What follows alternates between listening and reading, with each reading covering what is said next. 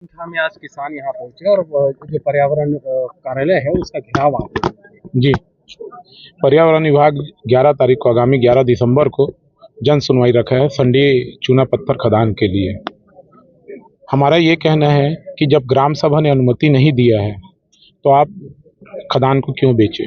Government ने खदान का नीलामी कर दिया है जिसको श्री सीमेंट ने लिया है, और उसने अभी गवर्नमेंट ने ये बोला है कि भूमि अधिग्रहण नहीं करेंगे, आप आपसी समझौता से जमीन ले लीजिए। वो जमीन अभी 65 एकड़ ही ले पाया है, और पर्यावरण विभाग को इतनी जल्दबाजी क्या थी कि जन सुनवाई करे। जब ग्राम सभा ने अनुमति नहीं दिया है आपको जन सुनवाई का, तो आप जन सुनवाई रद्द कीजिए। कहाँ की खदान है, कौन सी खदान? खैरागढ़ जिला की संडी, जिसमें 25 से 30 गांव प्रभावित हो रहे हैं। खदान से 5 गांव, जो खदान बनेगा वो 5 गांव का उसमें जमीन आ रही है 1000 एकड़।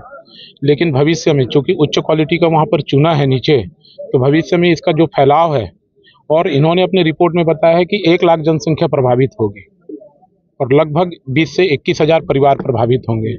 तो हम अपनी इतनी उपजाऊ जमीन जिसमें 3 फसली फसल होता है, उस जमीन को हम छोड़ के क्यों जाएं?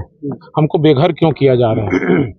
हमारी सरकार से यही मांग है कि ये जो जन सुनवाई है उसको रद्द किया जाए।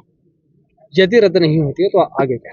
रद्द नहीं होने पर किसान भाइयों से चर्चा करके आंदोलन को और तेज किया जाएगा। अपना परिचय।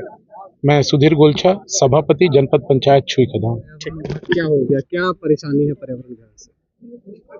पर्यावरण विभाग से हमारे क्षेत्र में पंडरिया है, बिचारपुर है, चंडी है, भरदा है और बुंदेली, यहाँ श्री सीमेंट के द्वारा वहाँ सीमेंट के पत्थर के खदान के संबंध में पर्यावरण विभाग के 11 दिसंबर के जन सुनवाई है। क्योंकि वो क्षेत्र एक ऐसे क्षेत्र है जहाँ सघन आबादी है, पास में गांव है, आधा किलोमीटर 1 किलोमीटर में, और वहाँ की ज़मीन बहुत उपजाऊ है। और उपजाऊ होने के कारण वहाँ के किसान 3 फसल लेते हैं, धान लेते हैं, गेहूँ, चना सब लेते हैं। उसके बाद गर्मी में मूंग की फसल भी लेते हैं। इस प्रकार से उपजाऊ जमीन है। और वहाँ अगर श्री सीमेंट की पत्थर की खदान और श्री सीमेंट के जो सीमेंट उत्पादक फैक्ट्री अगर लगता है तो वहाँ के किसान जो है पूरा बर्बाद हो जाएंगे।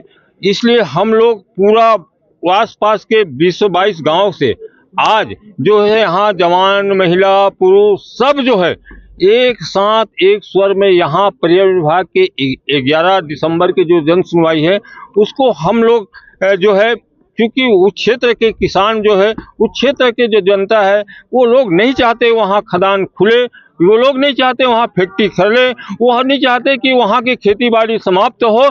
इसलिए हम लोग पर्यावरण विभाग से 11 तारीख के जन सुनवाई को रद्द कैंसिल किया जाए, वहाँ जो है जन सुनवाई न किया जाए और न ही वहाँ खदान खोला जाए।